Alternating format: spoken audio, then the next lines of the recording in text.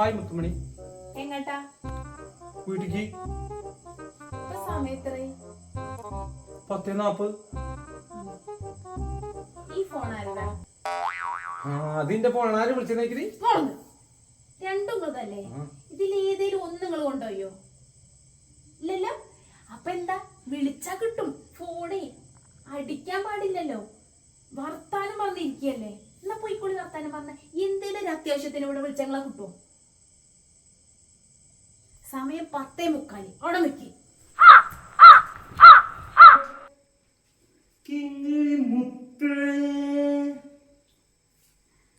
മുത്തേ മുത്തേ